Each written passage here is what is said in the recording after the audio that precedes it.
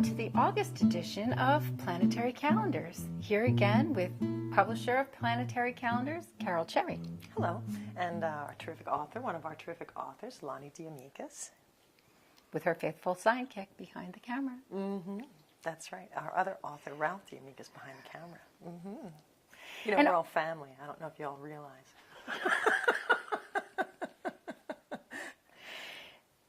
They do now, yes. All right, well, August, that beautiful, relaxing. It's a heart time. The sun rules the heart, Leo rules the heart, and so it's a time to feel warm, emotional. It's a great timing of the way that not the seasons have fallen, but the way that we have organized life so that summer vacations happen in August, so we get to spend more time with our families, our children, our loved ones, and enjoy the warmth of the sun and the warmth of our feelings at the same time. You know, and this particular year, it's interesting to note that those outer planets are all retrograde. And to me, that always makes me feel like since they're retrograde, they're not really kind of pushing us into these far-flung future directions, because these outer planets really have an effect on your long-term plans. They're sometimes called generational energies. And so with them all being retrograde at the same time, it really gives us a time to just focus on the personal, the near, the short term, you know, so the kids aren't off from school forever. You know, make use of the time, enjoy the warmth and the activities of the summer that you don't get to have, because the middle of the month, we switch to Virgo. And once we switch to Virgo, school isn't too far behind, so really make use of that time in Leo. Right, and the month starts with with the after effects of the new moon from July 28th, and that sort of sets the tone for the month with romantic Venus and Mars and Neptune all trine by sign. It could be a romantic, steamy month, you know, appealing to your darlings. Luxuries, indulgences is perhaps what I'm looking for. Well, the way to a man's heart is. It was a romantic, steamy month for Ralph and I because we met on August 13th and 14th, right around the Perseid meteor showers, which I'm going to let you talk about because we all love the meteor showers so much, and it's one of your favorite things. It is. But it's always a very sort of romantic time for us because we celebrate a double anniversary of our meeting. Well, with that trine, it's probably going to be romantic for a lot of people. And we want to remember that the way to a man's heart is through his stomach, and gifts of chocolate are rarely rejected, especially when delivered with an adoring smile. So we're going to relax and enjoy ourselves, barbecues, romantic getaways. It's the perfect time for a romantic vacation. And if you could get to an island getaway for the Perseid meteor showers on the 12th and the 13th, that'll be a Tuesday and a Wednesday. The Perseids are really the most spectacular meteor showers of the year, and they're named for the constellation from which they appear to come. So you'll be looking to Perseus in the sky. And if you check out our Facebook page, we will probably tell you where to look and at what time for the best possible results. That's a good idea that you had for getting away to an island or someplace that's a little bit more remote, because I know we've done meteor shower walks where groups of people get together with maybe the astronomer from Planetarium, and we go to a place that's not as well lit, you know, as most cities are, so that you can have a really good view of those Perseid meteor showers. And these are very dramatic because so many of the meteors are visible, you know, they come in waves, and so they say you could see 60 to 100 like per hour kind of. I mean, there's a lot. This is really, if you like to see the meteor showers, this is the one where you're most likely to see. Another tip for meteor shower watching is keep looking at the same spot. You know, it's too easy to say, oh, nope, not there, and look to another spot in the sky.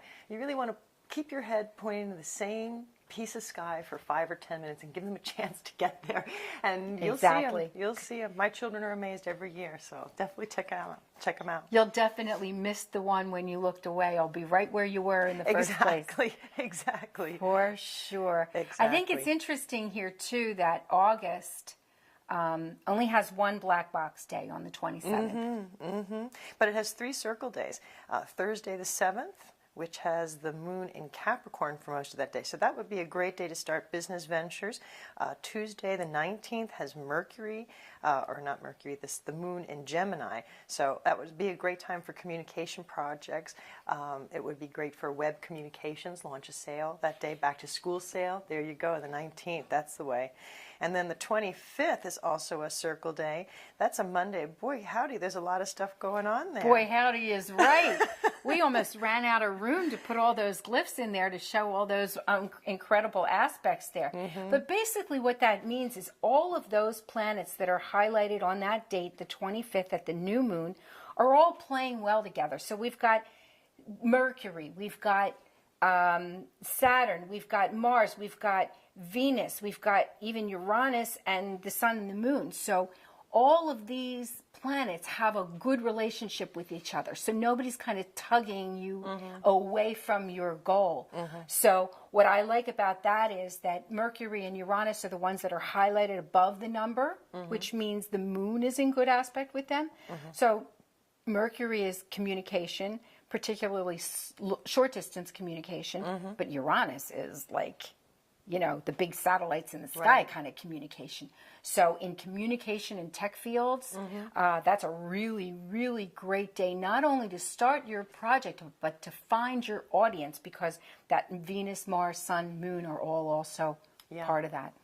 On the 25th, that Monday the 25th that we're talking about, that's very likely to be, and I'm not certain, but it's very likely to be the Monday after kids go back to school. Very often, kids go back to school the Wednesday before the sun goes into Virgo. And I wonder if there's an astrologer on staff. But and that's really so great, especially this year. You know, you've got the moon in Cancer, so kind of getting back to our school family. And then the weekend, we're going to have moon in Leo. People are really going to want to play and squish every last bit of fun out of that last weekend. And then that Monday circle day that we're talking about with the moon in Virgo. Get back to work, you know, and you've got Mars conjunct Saturn. Get back to work. I was just going to bring Saturn into that. Get back into your schedule, get organized, listen to the teacher. So if you play it right and you listen to the astrological weather forecast, that could be a great way to start off a new school year. And it's great for the mommies too, you know, because that 21st and 22nd, you know, we'll all have the kids are back to school brunch, you know, or have those last lunches out with our girlfriends. And then we'll be able to get back to work and focus on the 25th, too, with the kids in school. You also have Venus trining Uranus on that day, which might imply a change in relationships or change in money. But certainly these changes would prompt that. You know, the kids go back to school, so it's not the same lovey-dovey, stay up all night, kind of ease the kids back into, you know, to bedtime. You know, it's changing that romantic, touchy-feely relationship of getting back to the structure. You know, they're not around as much. You know, we maybe miss them more or what have you, you know. So, and get back to work. Venus is also kind of your playfulness, your indulgent side, and it's kind of, now you're with Uranus, trining Uranus, so you're going to affect a change there. So it is facilitating that transition from play period into, okay, now let's get back to kind of reality and work and schedules and things like that. To me, the month looks fantastic after the full moon. The full moon is on the 10th. Well, I mean, the beginning looks nice too. It's not to say that it's not. But to me, because I'm a Virgo perhaps, you know, after the full moon, we've got Venus goes into Leo. Doesn't she love to be there? And then we have Mercury moving into Virgo on Friday the 15th. Doesn't he love to be there? You know, I mean, and so it's just going to feel really good. It's going to feel natural. This is the way that it should go. It's going to be comfortable and a little bit easier for, you know, we've had a difficult year. I mean, you know, there's been a lot of changes and a lot of dramatic upsets, changes in relationships, changes in work status, a lot of personal health issues and things like that. So this is really, to me, seems like a very welcome change to be able to be right in the groove of love and life with Venus and Leo, talking about our stuff with Mercury and Virgo. Yeah, I think that just sounds delightful. And I want to talk just for a minute about the signs the planets as they change signs. Because, you know, Venus going from Cancer into Leo. Venus in Cancer is, you know, in some respects, the mother taking care of the kids. But when Venus goes into Leo, she's a queen now. You know, I mean, it's a very regal part of the zodiac. And so her whole demeanor gets to be a little bit better. Oh, I've been focusing on, you know, what to do to keep everybody happy and entertained. But, you know, I don't want to miss out on my special trip, or I don't want to miss. So that transition is interesting. And then comes the Perseids, which the meteor showers often just kind of spark ideas for people, you know. And then Mercury will enter Virgo a week before the sun enters Virgo, which I think is really interesting. I kind of could lobby to have that happen every year, because your Mercury is your communication, it's your interaction with your peers, it's your interaction with the children. And so get them into a schedule before the sun, you know, while the sun is still in Leo, so you still have all that heartfelt enjoyment, but kind of ease your way into the time when then you're going to have both the sun and Mercury in Virgo, which is the planner, which is the, you know, make a plan, stick to the plan, be prepared, cross Clear the instructions. T's, dot the I's, you know, get ready. And then that's the time when the kids are going back to school. So Yeah. it really sets up a whole series of events to kind of make that whole transition comfortable. Because when planets change signs, it can add a little turbulence, but this one's going to be pretty smooth. Yeah, even with that Black Box Day on the 27th. Black Box Day has, and that's a Wednesday, it's got Venus squaring with Mars, and that could be good, could be bad. It could either be man and woman kind of coming to a head and arguing, or it could be excitement and passion as well, you know. So it really just depends on how you play it. If you come home with flowers, you're going to be in good shape to disarm any tension that might be there, you know. So as long as you're forewarned, you're... Always a good idea to plan ahead. Yes, indeed. Yes, indeed. And we have Neptune at closest approach on Friday the 29th. I think that's very interesting. I'm glad that we've started to note those kinds of things on the calendar because, you know, Neptune is a big planet, but it's far away. You know, and Neptune has to do with our inspiration, our idealism, our creativity in many respects, our dream state, our lymphatic system. I mean, there's a lot of sort of nebulous qualities that are associated with Neptune. And the closer it is to our planet, we're going to be able to tap into some of those feelings and emotions and systems a little bit more strongly than we normally are when it just feels that much further away. So it's a very interesting to note on the calendar. Exactly, and Neptune moves very slowly. So while it's at closest approach on the 29th, on that circle day on the 7th, we have Mars trining Neptune. And it's still pretty darn close, that's for sure. And with the trines all work together. It's like merging onto the highway. So you have the energy of action and the energy of creativity working together. And it's a wonderful time to start a creative project. And you know, we talked about the 7th being a circle day and having the Capricorn moon. So a creative business project could be a great idea, or a creative project that you start, you know, maybe you start painting or something, and down the line it turns out to have a business application. But it's really a great day to get in touch with your creativity. And on the 8th, we still have the moon in Capricorn, but on that day we have the sun conjunct Mercury.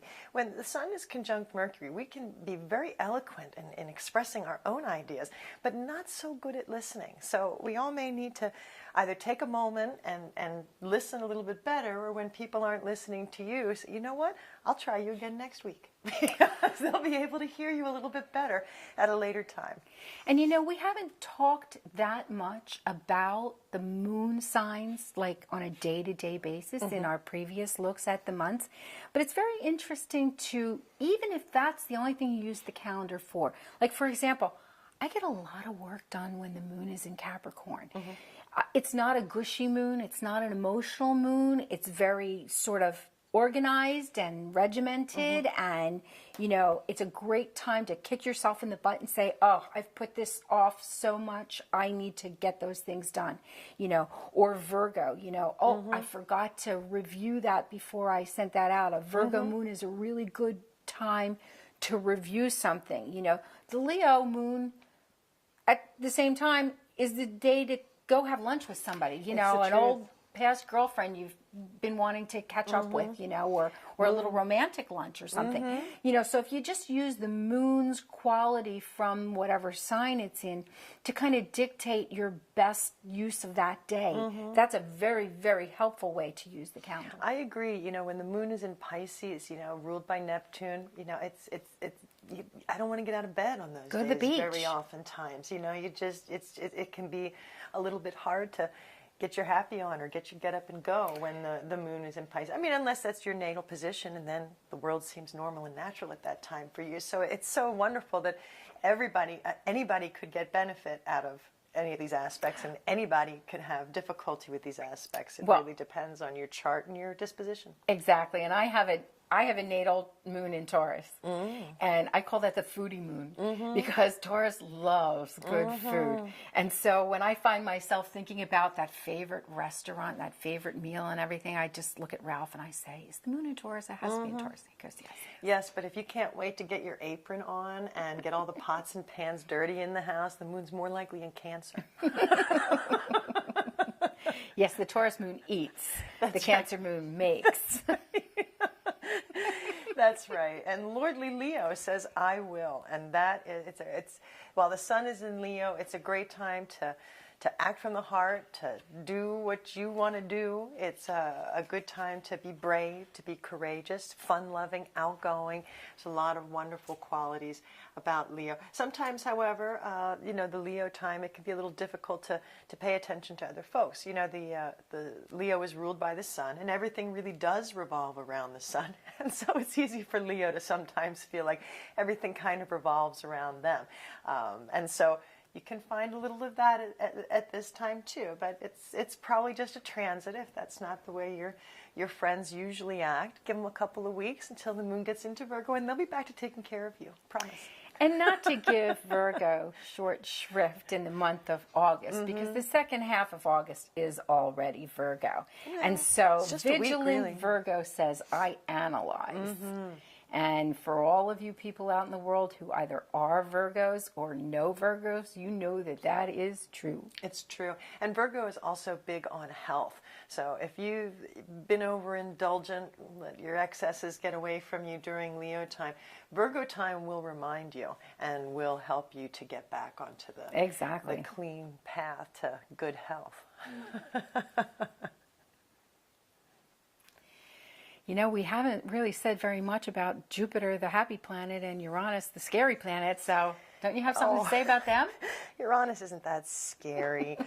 You know, Uranus is as scary as a little girl hiding behind the door waiting to go boo when you walk by. It just wants to surprise you and shake things up, and that's probably what we will see on the 8th with Uranus trining Mercury and trining the Sun at the same time, because, of course, as we said earlier, the Sun and Mercury will be conjunct. And, you know, the change in communication, change in ourselves, change of tone, you know, is going to, that energy will be available to us at that time. Certainly, Mercury will be squaring Saturn on that time. And so that could have our work kind of getting away of what we want to talk about, perhaps, or you know, sparking communications, you know, responsibilities, you know, sparking a new dialogue. But with Uranus there and those two trines, you know, that would be a great place to further on the change vibe that we've been having all year long. And good or bad, change is change, and it's inevitable, right? It's life. Change or die, pretty much, I'm sorry to say. But people, particularly in the United States, seem to love Jupiter. Jupiter. We do. The man in the plaid suit. And last month we had Jupiter conjunct the Sun. We talked about what a great feel-good transit that was. This month we're going to have Jupiter conjunct Mercury on the 2nd, which is luck in communications and expansion in communications. And then we'll also have Venus conjunct Jupiter on the 17th. And I always like to go to the casino when Venus is conjunct Jupiter. I mean, that sounds like luck with love and money to me, you know, so that's a nice time to expand, to grow, to be, you know, get a little bit bigger in our love and romance areas. And you know, Venus and Jupiter contacts are something that we look at in charts when we're doing health astrology, because those contacts can very often indicate issues with sugar. sugar issues. A lot of times, diabetes, hypoglycemia, different sugar issues, difficulties in managing sugar in the body show up between the Venus-Jupiter contact. So it's something that we use a lot in health astrology. So I guess it's time for the warnings of the month. Don't eat too much sugar on the 17th while Venus and Jupiter are conjunct. Careful, my friends. And also, the full moon is the 10th. You want to be careful driving that whole weekend, I would say. It's Uranus, so, it's in Aquarius, so right? yeah. And Mercury changes signs on the 15th. That's also a time to pay attention when you're driving, because when that mercurial mental energy is in flux between two different ones, sometimes people aren't paying as close attention, so that's why you need to extra, So definitely paying attention to driving on the weekend, the 8th through the 11th, and then like the 14th through the 17th, that sort of thing. And really, and sugars aren't just cake, friends. That's wine too. So, that's Sunday the 17th. We just want to limit our excesses for best results. Don't overdo it. That's right. So we could kind of leave with a little sneak peek into September? I think that's important with the way that we're so strongly moving into the Virgo and the autumn thing. A little preparation about September sounds right. Well, and the thing is that your experience of August and September are going to be pretty dramatically different. In the inimitable words of Ralph, my co-author here, he says the first 2 weeks of the month is filled with personal changes as the intimate planets Mercury, Venus, and Mars move into less effective signs for their particular skills. You might feel like you fell out of your groove. So a little bit of knowledge forewarns you and lets you say, let me kind of transition that groove a little bit more comfortably. Let me look ahead and see where I should be going, what I should be doing, instead of whining about leaving the fun of August behind. Well, it also stresses the importance of preparation in August. You want to use that Venus energy while she's in Leo. You want to use that Mercury energy while he's in Virgo.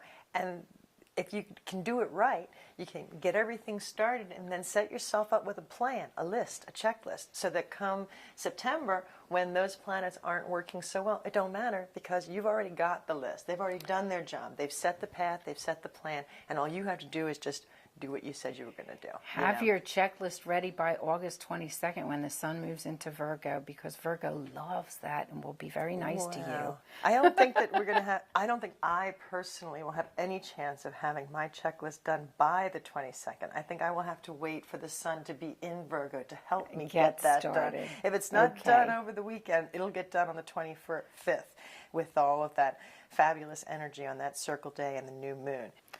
There's always more information at planetarycalendar.com and on our Facebook page. And it's true, and by August, generally the next year's edition will be available. So if you want a sneak peek of 2015, you want to check us out at www.planetarycalendar.com. We're also going to be putting these lovely forecast videos up on the website. So if you don't get a chance to catch it again on the television, you want to recap or send it to a friend, you can come and see us there and find all the information you need about the stars from us.